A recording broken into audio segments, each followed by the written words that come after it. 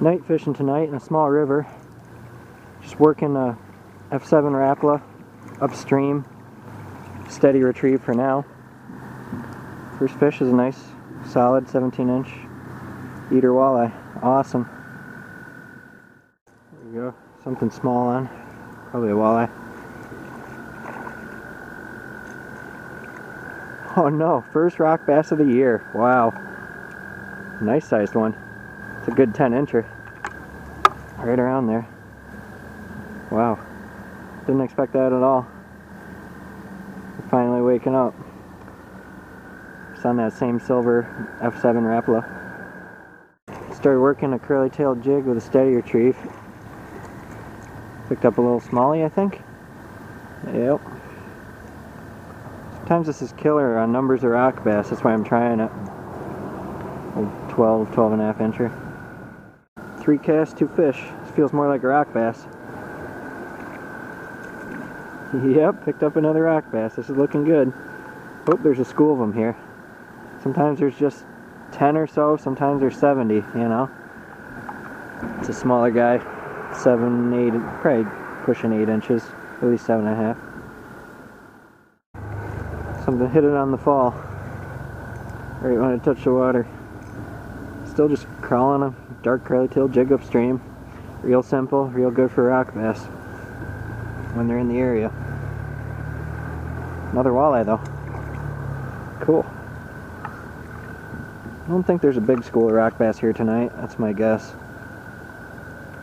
Well, that would have made 2, but unfortunately my last one jumped out of the bucket. And I saw that coming from a mile away, but I still didn't do anything about it. It was really lame.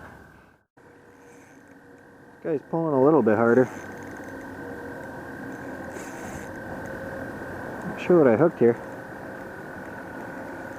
Maybe a smallie? I'm right on like the edge of a current break. In more shallow water. Pretty much just on the fall with that curly tail. Feels heavier. Probably not big, but feels bigger than, you know, those small rock bass and walleye. Yeah, he's a little smallie. Cool.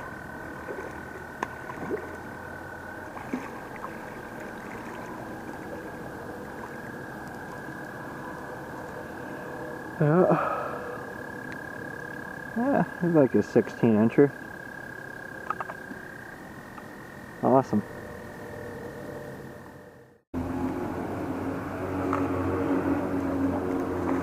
Yeah, baby smallie. Another, I don't know, 12-incher at best. It's like a sore. There's like a giant hole in his cheek. That's weird. It just goes straight through into his mouth. That's so strange. There we go. Right next to me, something hit on a F7 Rapala. Another walleye. Cool. What I'm looking for. It's a decent one. Oh, no, get in my hand before you fall off. Alright, that's a nice one. Nice solid one. Chunky 17 and a half.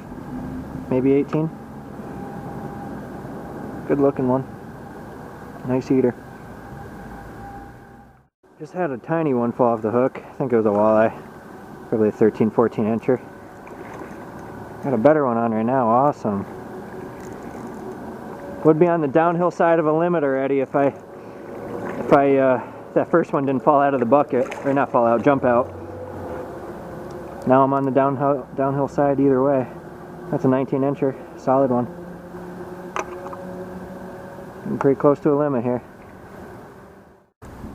The idea behind what I'm doing tonight is I'm hitting these spots that are getting hammered in the day. Spots that typically aren't going to be easy to limit out on walleye right now. And I'm hitting them in the middle of the night. These fish are on a nighttime feeding schedule because of all the daytime traffic. That one's probably like a 14 or 14 and a half. Probably not quite legal. Last one was a little smaller than I thought, but still a keeper. Been working the tail end of this run for a while. Just trying to cover each section of it. Still just crawling this Rapala upstream. Yeah. Another small skinny walleye. That one might be legal. I bet you that one will go 15 plus, just barely. I'll go check. Even when I'm doing something as simple as a steady retrieve with a Rapala, I'm still varying things, like changing the angle of my rod tip as I reel it in a lot,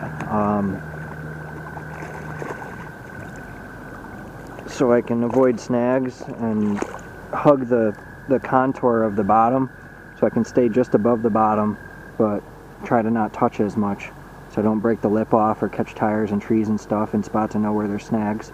So I'm making a lot of little changes as I reel it in.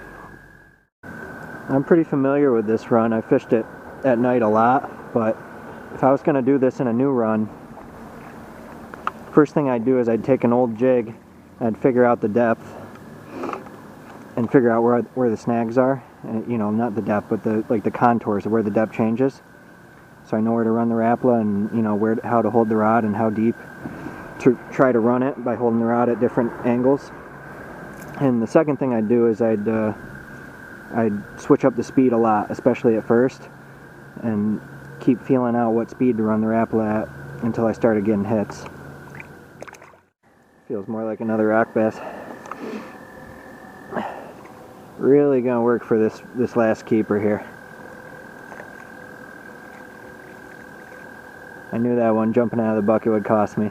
I definitely thinned out the aggressive fish. Yeah, not very many rock bass tonight. Another, I don't know, that one's probably 7 inches.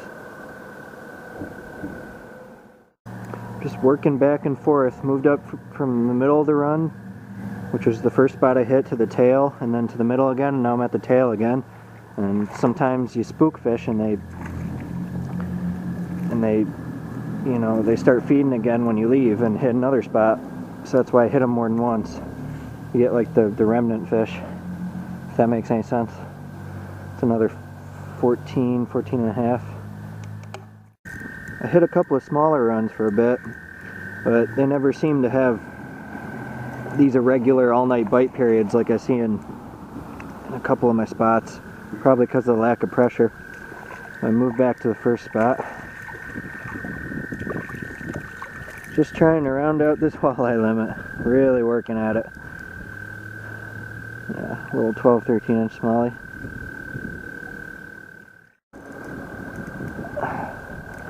Another bass maybe? I don't know.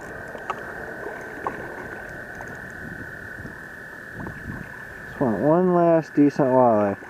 That's all I want. And another smallmouth. Little better one. Solid 14 and a half. Maybe 15. Just had on a real drag screaming bass and he fell off, or ripped off the hook after a while. I fought him for, I don't know, a good minute. I don't think that's quite a keeper. I don't know, I'm gonna check, but that's probably just under. Shoot. Close. So close. There we go. One more fish on the Rapala. Another walleye. Last one was just under the limit. Just having such a hard time here. Oh, that one might make it. Yes! I hit this mini run next to this run here. Finally did it. That's easily a keeper. That's probably the biggest one of the night. 18, 19 incher probably. Definitely. I can't believe that. I hit this tiny little run connected to the big run I've been fishing all night. Like really tiny. 3 foot deep, 20 feet, 30 feet wide, whatever. The river splits. That's awesome. Finally did it. Finally limited out. That was a really challenging limit. Man. Finally rounded it out. A couple of 15 and change, a couple of 17 and change, and a 19. Bunch of nice eaters and a few bonus rock bass. You know, not slamming fish, but the way I think of it, a nice hard-earned limit like this is a lot more memorable than the easy limits. It's just, I don't know, a lot more satisfying to stalk them all night, slink around, waiting, try to not spook them, and really, you know, have to use strategy, or else you won't catch anything in a really high pressure hammered area like this. You know, I use strategy on the timing and strategy on all sorts of things with the lure placement and how I was working it and whatever. And I limited it out right away, but one of them jumped out of the bucket like a dolphin, and so I didn't really limit out. But after that, it took me a long, I don't know, hard night. I hit 4 runs total, I think, and 2 of them were high pressure runs, and those were the ones that produced.